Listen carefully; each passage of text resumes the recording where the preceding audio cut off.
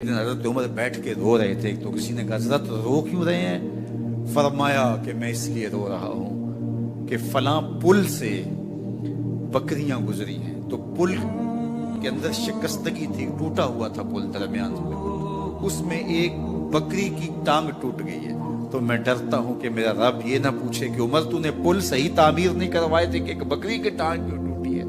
یہ ہیں حضرت عمر رضی اللہ تعالی عنہ۔ اللہ اکبر۔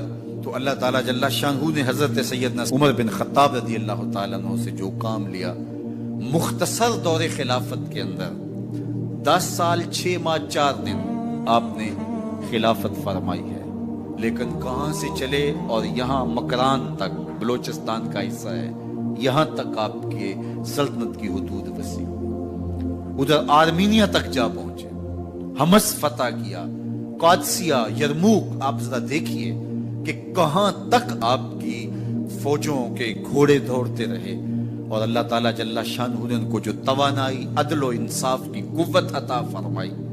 اللہ اکبر۔ جب زمین پہ عدل کیا ہو تو زمین بھی حکم مانتی ہے، اور حضرت عمر وہ تھے جن کا حکم ہوائیں بھی مانتی تھی، زمین بھی مانتی تھی، جن کا حکم جو ہے وہ آگ بھی تسلیم کرتی تھی اور دریا بھی ان کا حکم مانا کرتے تھے۔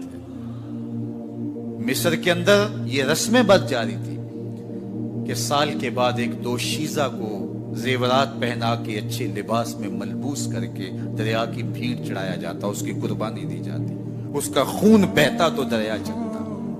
جب مسلمانوں نے مصر فتح کیا تو گورنر نے لکھا کہ اسلام تو اس طرح کی رسوم کی اجازت نہیں دیتا، لیکن خشک سالی ہے، لوگوں کی فصلیں ویران پڑی ہے، تو حضرت کیا کیا جائے؟ تو حضرت عمر رضی اللہ تعالیٰ عنہ کاغذ کے ٹکڑے پہ لکھتے ہیں بسم اللہ الرحمن الرحیم۔ مصر کے نیل کی جانب عمر کا خط لکھتے ہیں، اے نیل اگر تو اللہ کے حکم سے چلا کرتا ہے تو چل، ورنہ ہمیں تیرے چلنے کی کوئی حاجت نہیں ہے۔ اور قاصد کو کہا یہ خط لے جاؤ اور جا کے دریائے نیل میں پھینک دو۔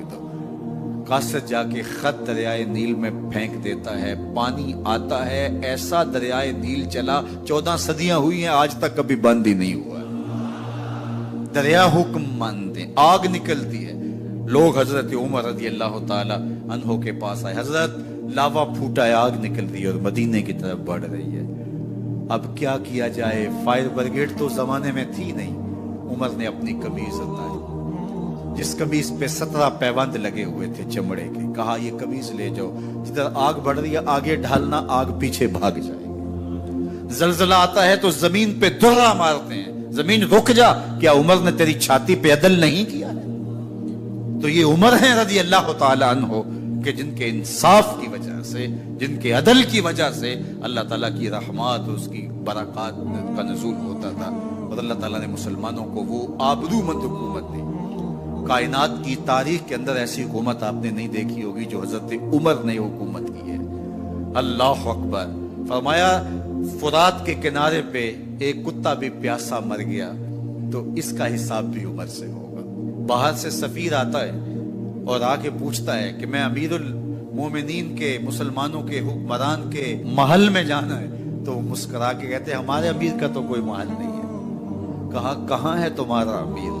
کہا مسجد نبوی میں ہوگا یا بیت المال کی اونٹوں کی دیکھ بھال میں لگا ہوگا۔ وہ جب گئے تو مسجد میں نہیں ہے، اللہ اکبر، وہاں گئے تو وہاں بھی نہیں ہے۔ پھر کیا دیکھتے ہیں کہ عمر رضی اللہ تعالی عنہ جنت البقیع کے پاس ایک درخت کے نیچے اینٹ کا سرانہ رکھ کے سوئے ہوئے، تو اس نے کہا عمر تو نے عدل کیا ہے، تجھے کچی اینٹ پہ بھی نیند آ گئی، ہمارے حکمرانوں نے انصاف نہیں کیا، اور وہ بند اور محفوظ کمروں کے اندر بھی سکون اور چین کی نہیں سو سکتے۔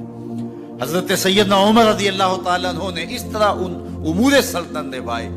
آپ دن کو لوگوں کی دیکھ بھالی کرتے، لوگوں کی ضروریات سنتے سمجھتے، اور جب رات پڑتی لوگ سو جاتے، عمر مدینے کی گلیوں میں پہرا دیتے۔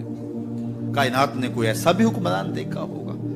اللہ اکبر۔ وہ مجاہد جو مختلف محاذات پہ گئے ہوئے ہوتے، ان کے گھروں کی دیکھ بھالی کرتے، ان کی ضروریات کا خیال رکھتے، ان کی آبرو کا پہرا دیتے۔ راتوں کی تنہائیوں کے اندر حضرت عمر اٹھتے اور جا کے گشت کرتے، چکر لگاتے، دیکھتے کوئی آنکھ پر نم نہ ہو، مفلسی کا کسی گھر میں ماتم